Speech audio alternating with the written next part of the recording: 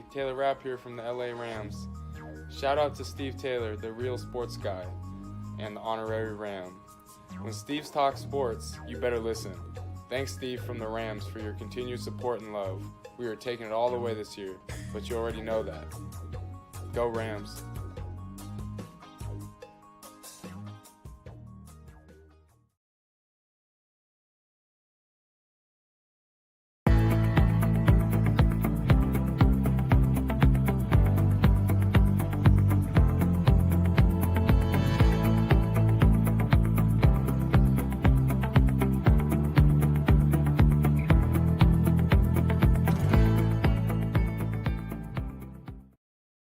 It's Albert Prince Bell, 21-0 checking in, and you rocking with Keeping It Real Sports. And we gonna be on these. We gonna be on a lot of times. I love the platform.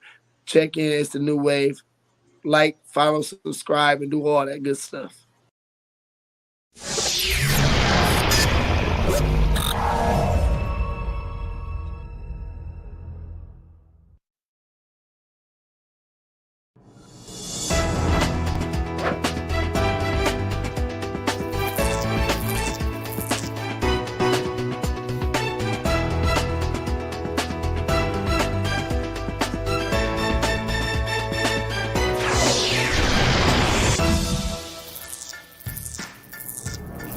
Sports.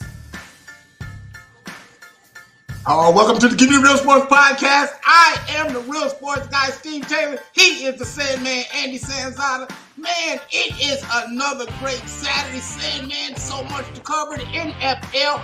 We're going to preview the AFC and the NFC North Divisions, and we're going to preview the quarterbacks of the NFC South. We got a lot to talk about, man. Andy, tell me what's going on, brother. A lot to talk about. It's National Left-Handers Day, so I'm going to celebrate that a little bit today. And we got a new segment we're going to introduce today as well. Yeah, man, when we break everything down. But, man, like as always, let's do what we call the quick hitters.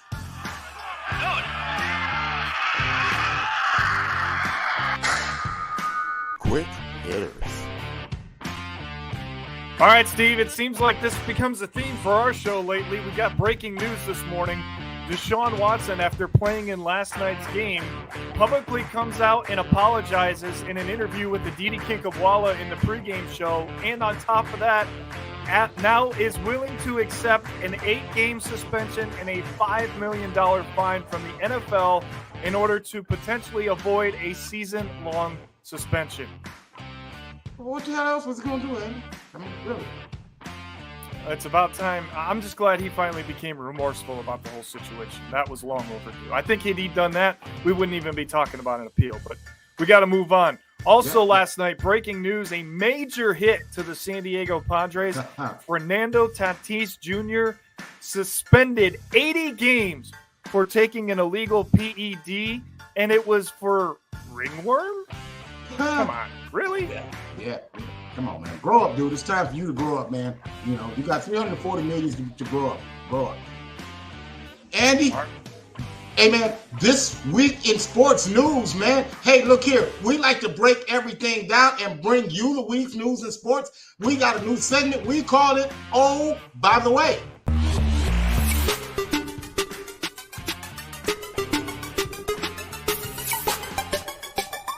Oh, by the way. Oh, this is going to be a fun one, Steve. Everybody can check out all the news on the bottom line. But, oh, by the way, did you know that Serena Williams is going to retire at the conclusion of the 2022 U.S. Open? She announced that earlier this week. And the numbers speak for themselves, Steve. No question, she's the greatest female athlete, not tennis player, female athlete to ever grace our presence. Hey, by the way, did you know that Ric Flair in his last match actually passed out twice during the match? Anyway, he won his last match, but 73 years old. Rick, we need to find something else for you to do. Yeah, that was hard to watch. Oh, by the way, Steve, did you know that the Big Ten sounds like they have a new media contract coming in 2024, and it does not include ABC and ESPN. It will include all 3 of the other major networks.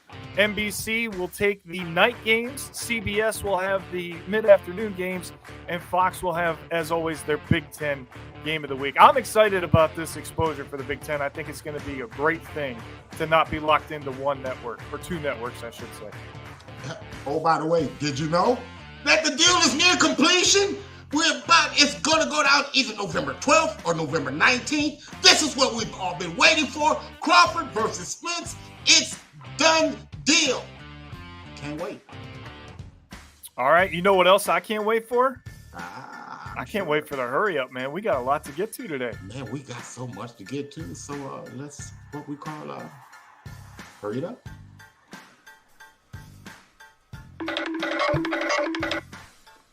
Hurry up.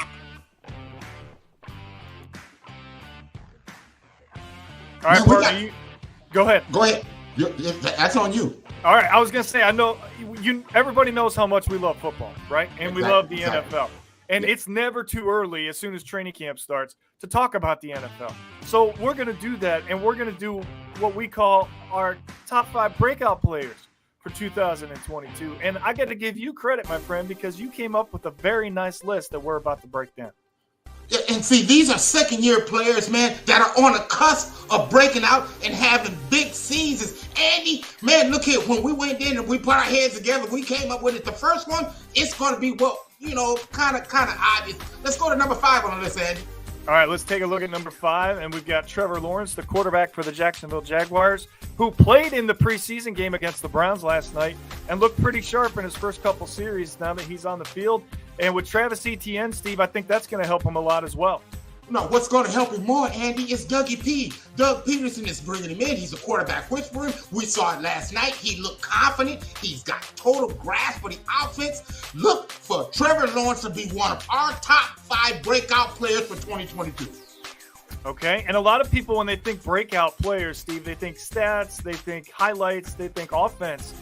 Not us. We've got the players all around, and let's go to the New England Patriots and look at their defensive tackle.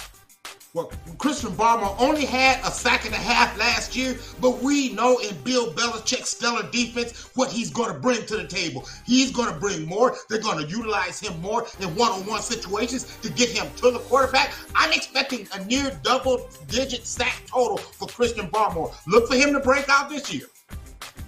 All right, another guy we got to keep our eye on down in Carolina. We don't know who his quarterback is just yet. We think we know who it's going to be, but this is a weapon for whoever ends up with that starting position, and it's J.C. Horn.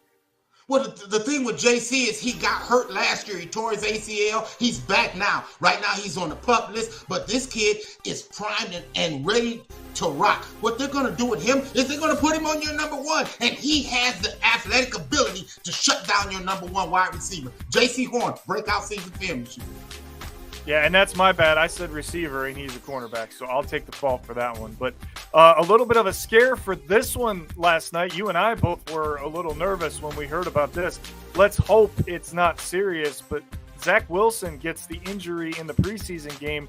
He will have an MRI today, but they don't believe it's a tear, Steve. No. Looks like he might just miss a few weeks instead of another whole season. Well, it looks like, Andy, it is the same PCL injury that he injured last year that kept him out 4 weeks last year. Man, this young kid is on the cusp of a great season. He's got a lot of targets. He's got a young running back, man, that has breakout capability. Elijah Moore went down last night as well, so that's a double stinger for the Jets. But Zach Wilson poised for a breakout season. Yeah, I think drafting Garrett Wilson is going to be a huge weapon for him. You're going to hear about a Wilson-to-Wilson connection for years to come if they both can stay on the field. All right, and surprisingly, you do have a receiver at number 1, and it's from Detroit. People, if you don't know about Amon-Ra St. Brown, then you better listen to us right now, because I'm telling you, this is an emerging star. We saw it last year as he started to break out toward the end of last year. Even last night, he came out, Detroit went right down the field, scored. He had 2 big catches in that sequence, but Amon-Ra St. Brown is an emerging superstar. I promise you, he is our number 1 breakout player for 2022. All right, so let's take a look at the recap now of who we feel are the top 5 players to watch in the 2022 NFL season. Again, this is not in any particular order as far as this graphic is concerned, but really, Steve, you could have interchanged all 5 of these guys when you stop and think about it, right? You really could. I mean, I just think all of these guys, man, are stellar. Man, they're going to be household words, names coming up this year. Man, great list, Andy. I know my brother's excited as a Jaguars fan for Trevor Lawrence. we got to throw him a little bit of love, right? A little bit of love, yeah, just a little bit. All right, so that's it for the hurry up. I think we still have to continue our NFL coverage with some storylines, don't we? Let's do it.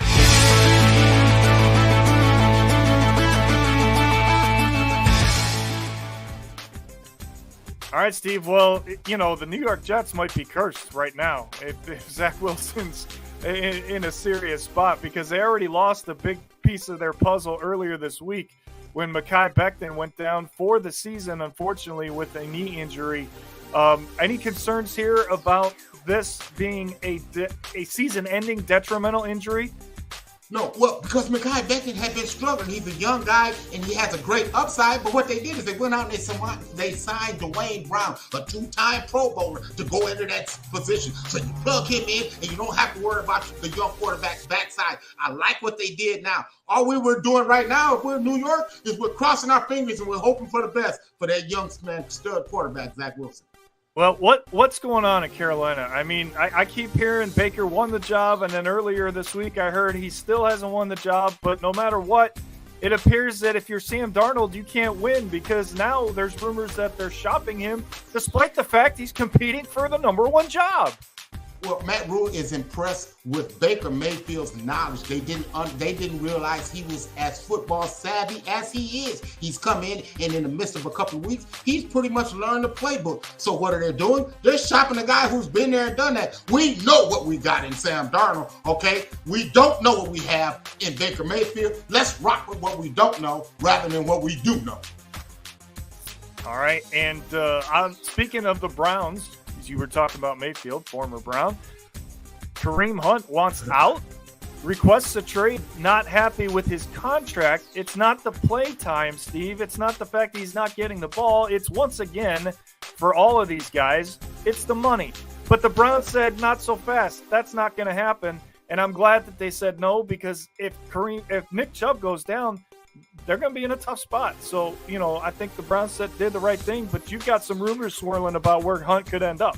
Yeah, it could be a reunion in store with the Kansas City Chiefs. That's what my sources are telling me. I've also heard a possibility of him going out west. I'm telling you, you can count that one out. The Rams are not looking to make that move, but the Kansas City Chiefs, that is a possibility. Hey, he's just looking at dude over in the same room, the locker next to him. He's making $30 million. I'm getting $1. You do the math. I mean, that's a good point. And last night, honestly, Jerome Ford had a breakout game for his first preseason game. Had over 100 total yards of offense, 2 touchdowns. Maybe if that continues, Hunt is become a big trade piece for the Browns to fill in a void somewhere else or potentially draft capital. All right, speaking of trade requests, this is a big one out of Chicago. Roquan Smith, one of the best linebackers in the NFL, Steve, not just for the Bears. He wants out. He says he doesn't feel appreciated, even though he has been loyal to the franchise. And you told me that he could be heading a little bit further east, right here to Cleveland. Yeah, and the beat goes on. As you notice, the carousel of Chicago players wanting to get the hell out of Chicago. We saw Allen Robinson leave. We saw a couple years ago there was Leonard Floyd. Now you got Roquan Smith. Robert Quinn wants out. Everybody wants out. The beat goes on. I heard Cleveland Browns. If the Cleveland Browns really want to show up and make sure that they stay in the playoff position, regardless of what happens with their quarterback, then you better go get a dude like that can help that defense. Yeah, and our last storyline of the week, Steve, the greatest kicker maybe in the history of the NFL gets rewarded. They extend him on a 4-year, $24 million deal. And what does that mean, my friend?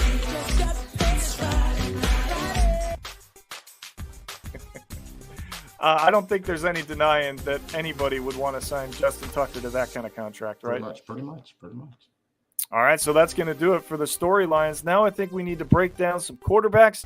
And this week, it's going to be the NFC South. Let's do it.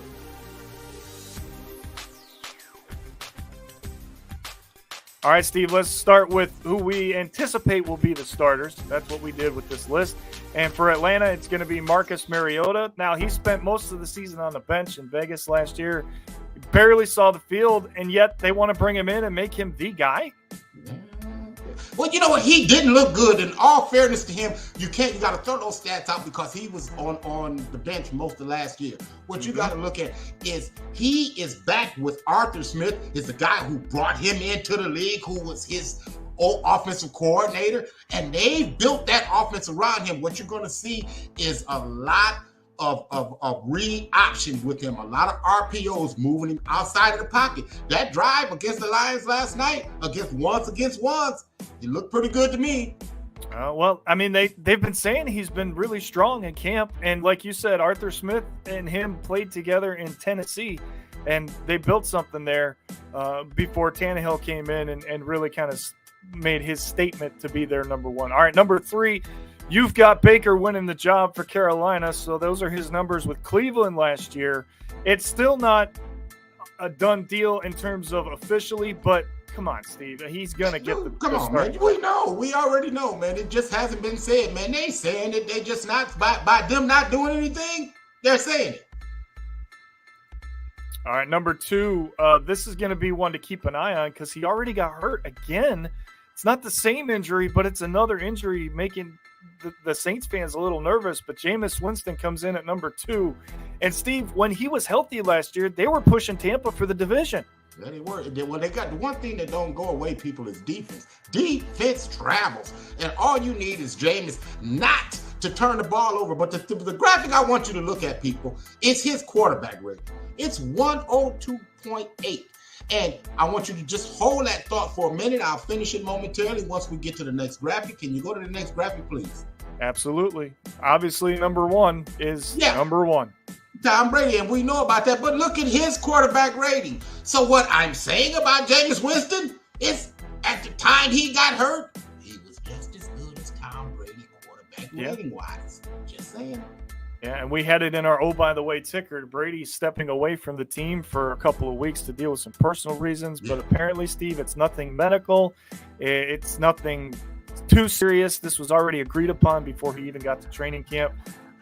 Listen, if there's one guy that can miss 2 weeks of training camp and still be okay week 1, it's probably Tom Brady. Yeah. So let's take a look at our recap of the division, and now we've got our overall rankings as well. So we have Tom Brady at number 2, so stay tuned to see who number 1 is later on in next few weeks. Winston at 2, we've got him at 17 overall. That's just because of the injury. I think that he played last year, we might have him a little bit higher than that. Baker or Darnold, we still don't know, so we're going to keep them both in there. At number 3 in the division, and we've got him around the 24th mark. And then Mariota, just because he hasn't played that much, number 4 in the division, second to last overall until he proves otherwise. So there you go. That's the NFC South. Now I think it's time to go up north and take a look at the AFC North, and you've got our breakdown of that this year. Yeah, man. We've gone through each division, and this week is the AFC North. Let's check it out. And we continue with our Keeping It Real Sports NFL preview, the AFC North, where we have 4 teams passionate about his fan base, passionate about his rivalries, and knock-down, drag-out football. How do we see it? Well, we'll start with the 4th place team. That'll be the Cleveland Browns. And a lot to say about Cleveland. The Baker Mayfield saga is finally over. They have that behind them. But there's another saga that's beginning. It's called the Deshaun Watson saga. The 8-win projection is based on what we currently know about Deshaun's availability for the 2022 season. Should anything major change with his status? Well, obviously, we would take that into consideration as the Browns' win total would be greatly impacted. The Browns have one of the tougher slates after their Week 9 bye, with 6 of their final 9 games on the road, including tilts at Miami Week 10, Buffalo Week 11, and Cincinnati Week 14. The one thing I like about what the Browns did is they added Amari Cooper. That's definitely going to help the offense. But right now, we see the Cleveland Browns 4th and an 8-win team. That takes us to the number 3 team we see, which will be the Pittsburgh Steelers. There's a lot of uncertainty with Pittsburgh, particularly at the quarterback position, also along the offensive line. But one thing that is a solid is the defense. The Steelers defense accounts for 58% of their win total, which is the highest of any team with at least 7 wins in its forecast. The defense is a certainty. Another certainty is Mike Tomlin. That's why we have them as a 9-win team in a very tough division. Pittsburgh, number 3. Number 2, the defending champions of the division, which will be the Cincinnati Bengals. And the single most descriptive word for their schedule is punishing. After their Week 10 bye, the Bengals travel to Tennessee Week 12. They host Kansas City Week 13. They play at Tampa Bay Week 15. And they welcome the Buffalo Bills in Week 17. In addition to seeing each of his division opponents twice, making a trip to Foxborough is going to be critical for the Bengals to have early season wins in order to sustain this tough finish in a competitive division. We see the Cincinnati Bengals 10-7 and second in the AFC North. And that takes us to the number 1 team. That will be the Baltimore Ravens. And nowadays it's really nice to be a Baltimore Raven fan. Why? Because you get Lamar back. You get Lamar back and you get a ton of playmakers back. Should Baltimore even add an above average, not even an elite receiver, and the team outlook gets even better. The Ravens' toughest non-division opponents are well spaced apart. They play Buffalo Week 4, they play Tampa Bay Week 8, and then they play Denver Week 13. While 4 of their final games, 5 games are against AFC North foes, including the Steelers twice. Man, this sets up for a fantastic finish. We see them finishing 11-6 in first place. There you go. That's the Keeping It Real Sports Preview. That's the AFC North. All right, partner, great job breaking those down. Let's take a look at the NFC South. We just talked about the quarterbacks. Now let's look at the division as a whole. Let me take a breath. The Keeping It Real Sports NFL Preview continues with the NFC North. And we'll start with who we preview to finish in 4th. It'll be the Chicago Bears. The Bears have shaken up their front office and the coaching staff. They replaced GM Ryan Pace and Ryan Poles and swapped out head coach Matt Nagy and Matt Eberflus. But sadly, unlike the Vikings, they don't have the same core talent on their roster. In addition, the offseason was lacking flash. The Bears didn't have the cap space to make the splashes in free agency. They didn't have a first-round pick. They only had 2 top 50 picks. They just had 1 more pick in the top 100. Thus, they didn't have the resources to improve their roster to the same extent as the Detroit Lions. So the only case for the Bears surprising onlookers is a rapid development from second-year quarterback Justin Fields. Still, Chicago did little to improve Fields with the supporting cast to help him improve. As a result, we got them at 4-13. The Detroit Lions were projected to be one of the worst teams in the NFL last year, and they met those expectations. However, they were scrappy and competitive in a lot of games, and regardless of what you say, Jared Goff and a rugged Lions team really did well. In fairness, Detroit should be better in the second season under head coach Dan Campbell. They should enjoy addition by subtraction by dumping offensive coordinator Anthony Lynn, replacing him with Ben Johnson. Detroit also added blue chip talent in the draft, picking edge rusher Aiden Hutchinson. I don't think that's going to be enough. Got them at 6-11. That brings us to number 2 in the division, and that's going to be the Minnesota Vikings. The Minnesota Vikings are a wild card team this year, okay? They overturned their front office and their coaching staff, and the only other team in the sports book that has a suggested somewhat chance at winning the division. In the offseason, the Vikings hired a new GM and a new head coach. And what they've done is they've instilled the Rams offense. They have above average stars in Kirk Cousins, Dalvin Cooks, and they have some emerging superstar in Justin Jefferson and Adam Thielen. Sadly enough, Thielen only played in 13 games last year. That's going to be big this year. They're going to need an upgrade from the defense. We're going to see how that plays out. We got them at 10-7. That gets us to number one, and that's going to be the Green Bay Packers. The Packers have dominated the NFC North. They've won the division all 3 years under head coach Matt LaFleur. And in addition, Aaron Rodgers has won 2 consecutive MVP awards. The excellence extends beyond the quarterback play.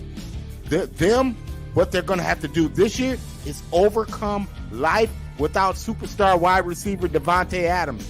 Green Bay traded their former number 1 wide receiver to the Raiders, and they let inconsistent wide receiver Marquez Valdez-Scantling let him go as a free agent.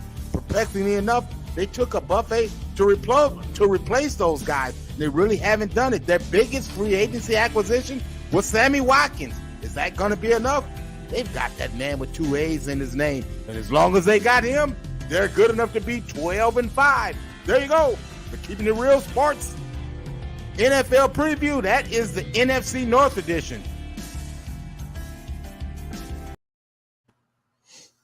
There you go, Andy.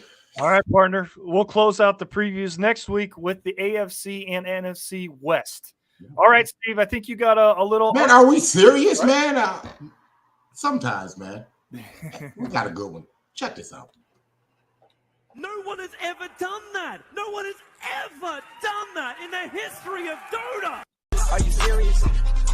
Are you serious? Are you serious? Are you serious? Well, this week's Are You Serious is simply called Drop Call. And Pittsburgh Pirate Rodolfo Castro gives a different meaning to drop call. What do you mean? Let me explain. Castro gets into the game and he gets a base hit and he slides into third base. What is that in his pocket? Is that a cell phone? As we look closer, yeah, it's a cell phone. Even he's confused. The ump looks at it and says, yeah, that's your phone, bro. As you see, we got it highlighted. So you ask yourself, why would Rodolfo Castro slide into third base with a cell phone? Well, here's the only thing I can come up with. He didn't want to deal with this drama. Rodolfo Castro. Are you serious? Oh, just when you think you've seen it all. All right, listen, we're running short on time, but before we go, I've got to sound off on a little something. Yeah. Why don't we do that? Sound it off, Andy.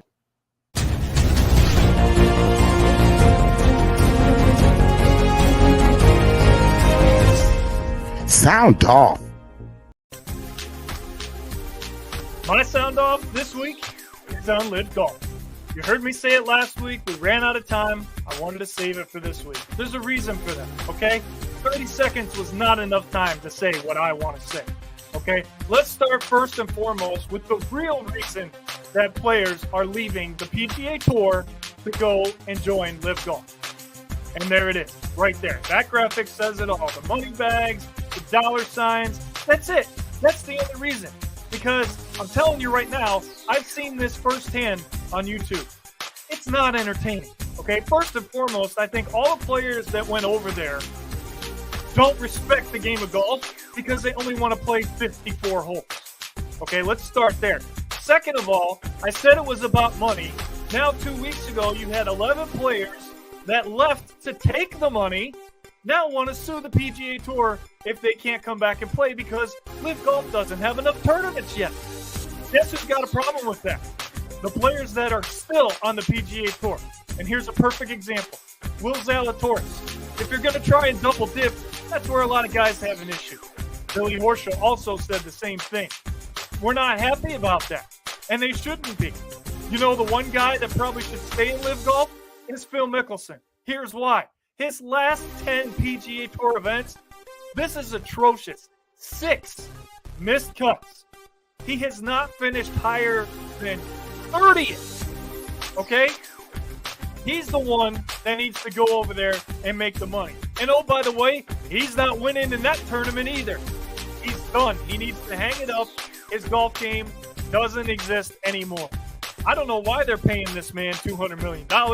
He can't even win a golf tournament. He can't even help his team. Oh, yeah, did I mention that? Teams and golf? Come on. Really?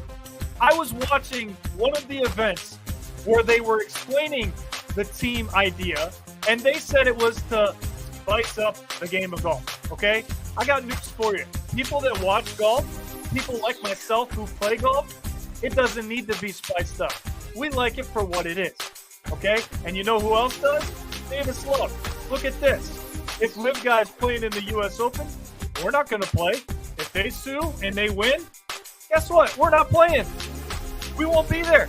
We're going to strike like baseball. Good for you, Davis Love, and good for the PGA Tour for sticking to their guns, because this shouldn't be happening, okay? You want to leave and take more money because you can't make enough because you're not good enough? That's your business. You think you have a right to come back and have a chance to play with the guys that aren't taking the easy way out? You're out of your mind. And guess what? I don't think it's going to last. I saw a quote earlier this week where Sergio Garcia and Greg Norman were texting each other. And guess what Sergio said? Hey, Greg, I'm just checking in because a lot of the younger guys that have already left the PGA Tour are shitting their pants because they might get banned. Yeah, you know who'll never shit his pants? This guy, Tiger Woods. And you know who's never, ever going to leave the PGA Tour? This guy, Tiger Woods. Those numbers say it all. Guess what, folks? Golf, for some, is not about the money. It's about the game.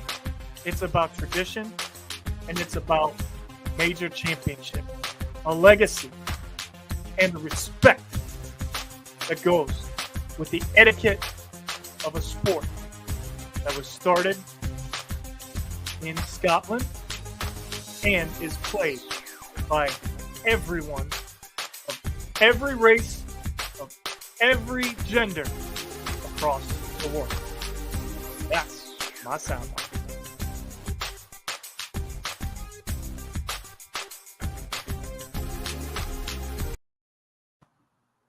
Well, partner, you had a lot to say there. I did have a lot to say, and you know, yeah. that's one thing I love about this show. It gives us an avenue to speak our mind. And, but that's 46 of them in, man. Oh, man, it's been fun.